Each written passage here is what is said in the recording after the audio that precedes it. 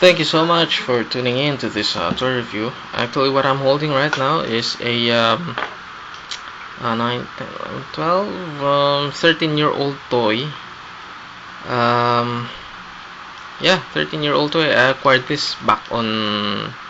No, it's not 13-year-old. It's 3 years old toy. In which na-acquire ko nung 2009. His name is Hound, Autobot Hound. Actually, may kasama si Ravage na cassette. Nakakabit siya supposed to be dito eh. Kaya lang, I just gave it away to my brother.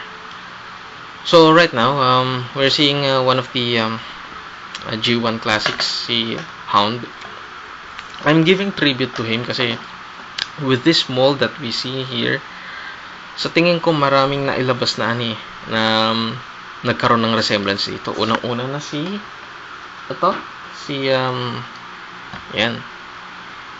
old guy. Yan. Si Cop. Okay? And etong isang to. Yan, si Jazz. May konting influence kasi dito sa mold ni ang pangalan nito? Ni Hound. Dun sa mga nabanggit ko kanina with Jazz. Yeah. Those are my favorites actually. Anyways, so much for that. Dati, si Autobot Hound is a US Jeep, military Jeep. Pero ngayon, parang medyo nag-modernize na siya. Although, military Jeep pa rin naman. Pero mas modern in comparison noon. Kasi noon talaga parang classic yung pagka-Jeep niya. Ngayon, medyo armored siya. At meron na itong part na to. Practically, hindi ko talaga alam kung ano yan. Kung armor ba yan or what. But anyways, now let's start to transform him. Okay? So, kailangan na natin maging maingat dito, no? Una-una, i-bend mo tong mga upuan. Actually, unique to. Kasi, actually, sa lahat ng mga Autobots, alam ko, siya lang ang jeepney. O, siya lang ang jeep. Okay? So, ito isa sa mga complicated na molds na ginawa ng Hasbro. Kasi, mahirap patayuin si Hound eh. Pero, ayos na rin yung effort. Ito yung medyo tricky part. Ito, you just have to pull this. Yan. Yan. But you know what? I also treasure this. Although, hindi naman ganun kabigat yung parang role ni Hound. Well, hindi. I think so. Mabigat din yung role niya sa cartoon series. Siya yung nagiging invisible eh. Yan. Well, of course, on this part here, yung paa, I think medyo nakakuha ng influence or resemblance dito yung mold ni Jazz. Okay? And of course, ito yung kay Cop. Yung gulong. So, we'll just have to bend on this one. Yan. Hindi siya kakatuwa din to. Actually, parang si Deimos ang tinatransform ko nito eh. Ganda. Ganda siya.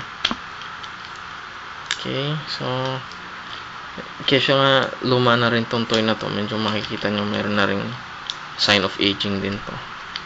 And ito pa, yan. You just have to pull this. Yan. Yan, part yan. Ito na yung mahirap na part. Yan. Pagka minove mo yung mga gulong nito, you're actually locking it eh. Nilalock mo yung part na to para hindi siya madaling maibalik sa Jeep mode. Well, sa cartoons, actually, bata ang mukha ni Hound eh.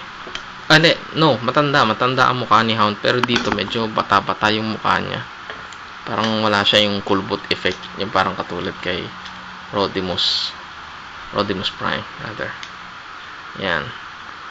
Well, actually, supposed to be itong pistol niya, nakakabit yan dito eh. For some reason, nasira. So, actually, pwede mo rin siyang gawing handgun. Ayan. As for articulation, yes, very well articulated. Mahusay ang pagkakayari ng dito, ng Hasbro. But, yung torso niya hindi umiikot. No, hindi umiikot yung kanyang torso. Yan. Pero yung mga arms niya okay naman. Okay naman. Very very well posable. Although yung torso nga lang niya hindi na nagawa ng Hasbro ng paraan para makaikot. And ito yung kanyang mga kasamahan. Si Jazz, yan. Well, I'm just showing kung gaano siya kalaki, no? Or kung gaano kaliit si Hound in comparison sa mga kaibigan niya. Yan, sina Jazz. Oops, medyo maluwag na rin yung arms niya. Kasi madalas laruin ng anak ko yan eh. Pero that's okay. And ito si Wheeljack. Yan. Yung mga kaibigan ni Hound yan. Pero practically, malaki siya ng bahagya kay Wheeljack. Pero matangkad si Jazz kaysa sa kanya. Well, it's his Autobot friends. And of course, he's a classic, so we pay much tribute to him as well. So I hope you enjoyed this toy review. Have a nice day. Bye bye.